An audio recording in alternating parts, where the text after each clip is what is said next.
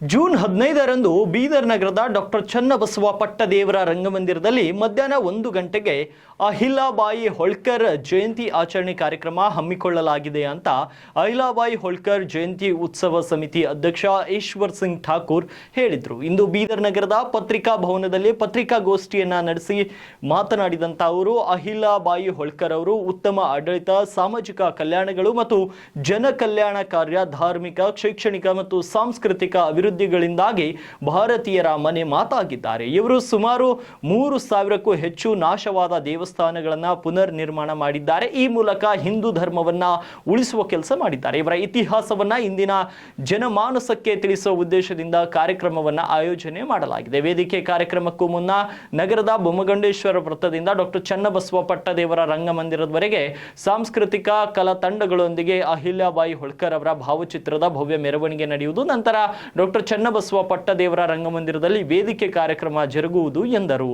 ಈ ಜಗತ್ತಿನಲ್ಲಿ ಪುಣ್ಯ ಶ್ಲೋಕ ಅಂತೇಳಿ ಕರೆದಿದ್ದು 3 ಜನರಿಗೆ ಮಾತ್ರ. ಒಂದು ಧರ್ಮರಾಜನಿಗೆ, ಇನ್ನೊಂದು ನಳರಾಜನಿಗೆ, ಮೂರನೇದಾಗಿ ರಾಜಮಾತಾ ಪುಣ್ಯಶ್ಲೋಕ ಅಹಿಲ್ಯಾಬಾಯಿ ಹೋಳ್ಕರ್ ಅವರನ್ನು ಕರೆದಿದ್ದಾರೆ. ಇವತ್ತು ಅವರು ಕೊಟ್ಟಿದ್ದಂಥ ಕೊಡುಗೆ ಅಪಾರವಾದಂಥ ಕೊಡುಗೆ ಇದೆ. ದೇಶದ ಪ್ರಧಾನಮಂತ್ರಿಗಳು ಕೂಡ ಇಡೀ ದೇಶದಲ್ಲಿ ಅಹಿಲ್ಯಾಬಾಯಿ ಹೋಳ್ಕರ್ಜಿಯವರ ಜನ್ಮ ಉತ್ಸವನ ಆಚರಣೆ ಮಾಡಬೇಕಂತೇಳಿ ಕರೆಯನ್ನು ಕೂಡ ಕೊಟ್ಟಿದ್ದಾರೆ. ಅದಕ್ಕೆ ಬೀದರ್ನಲ್ಲಿಯೂ ಕೂಡ ಐತಿಹಾಸಿಕವಾಗಿ ಕಾರ್ಯಕ್ರಮ ಆಗಬೇಕಂತೇಳಿ ಎರಡೂ ಸಮಾಜ, ಒಂದು ಗೋಂಡ್ ಸಮಾಜ ಮತ್ತು ಹಟ್ಕರ್ ಸಮಾಜ ನಿರ್ಣಯವನ್ನು ಮಾಡಿ ಎಲ್ಲರನ್ನ ಒಟ್ಟುಗೂಡಿಸಿ ಎಲ್ಲ ಸಮಾಜಗಳನ್ನು, ಎಲ್ಲ ವರ್ಗವನ್ನು, ಎಲ್ಲ ರಾಜಕೀಯ ಮುಖಂಡರನ್ನು ಸೇರಿಸ್ಕೊಂಡು ಒಂದು ಆ ತಾಯಿಗೆ ಗೌರವ ಕೊಡುವಂಥ ಕಾರ್ಯಕ್ರಮ ಆಗಬೇಕು ಅಂಥೇಳಿ ನಿಶ್ಚಯವನ್ನು ಮಾಡಿದ್ದಾರೆ. ಕಾರ್ಯಕ್ರಮ ಬೊಮ್ಮಗೊಂಡೇಶ್ವರ ಸರ್ಕಲ್ದಿಂದ ಆರಂಭ ಆಗ್ತದೆ. ಅಲ್ಲಿ ಬೊಮ್ಮಗೊಂಡೇಶ್ವರ ಮಹಾರಾಜರ ಪೂಜೆಯನ್ನು ಸಲ್ಲಿಸಿ ಅಲ್ಲಿ ರಾಜಮಾತಾ ಅಹಿಲ್ಯಾಬಾಯಿ ಹೋಳ್ಕರ್ ಅವರ ರಥ ಅಂದರೆ ಫೋಟೋ ಮುಖಾಂತರ ರಥವನ್ನು ಮಾಡಿ ಅವರಿಗೆ ಪೂಜೆಯನ್ನು ಸಲ್ಲಿಸಿ ಕುದುರೆಯ ಮೇಲೆ ತಾಯಿ ಅಹಿಲ್ಯಾಬಾಯಿ ಹೋಳ್ಕರ್ ಅವರ ಪ್ರತಿರೂಪವನ್ನು ಮಾಡಿ ಡೊಳ್ಳು ಮತ್ತು ನಾದ್ಯಗಳೊಂದಿಗೆ ಅಲ್ಲಿಂದ ಮೆರವಣಿಗೆ ಆರಂಭ ಆಗ್ತದೆ.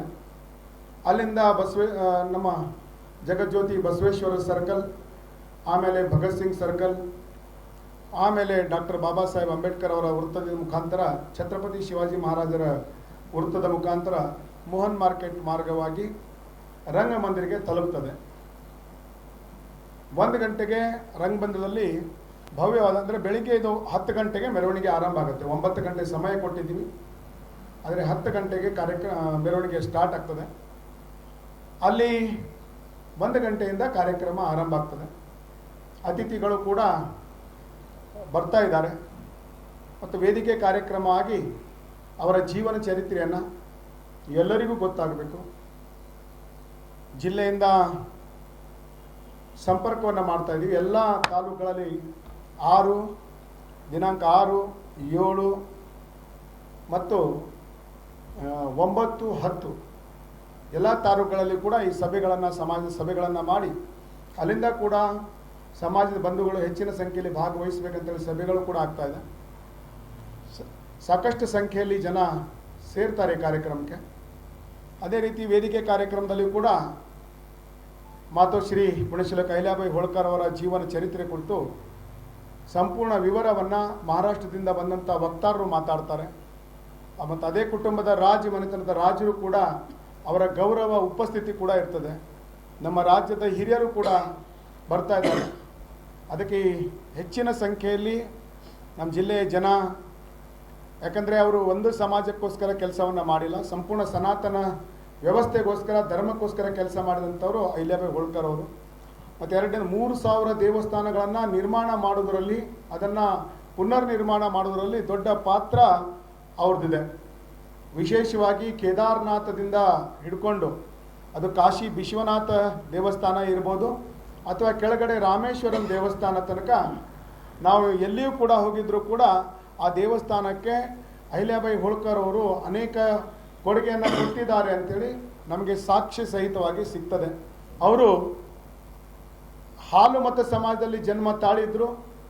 ಹಾಲು ಮತದಲ್ಲಿ ಸಮಾಜದಲ್ಲಿ ಜನ್ಮವನ್ನು ತಾಳಿ ಸಕಲ ಸನಾತನ ಧರ್ಮದ ದೇವಸ್ಥಾನಗಳು ಮತ್ತು ಒಳ್ಳೆಯ ರಾಜ್ಯ ಕಾರೋಬಾರವನ್ನು ಮಾಡಿದಂತಹ ಶ್ರೇಷ್ಠ ಸ್ಥಾನ ಮಾತುಶ್ರೀ ಪುಣ್ಯಶ್ಲೋಕ ಅಹಿಲ್ಯಾಬಾಯಿ ಹೋಳ್ಕರ್ ಅವರಿಗೆ ದೊರಕುತ್ತದೆ.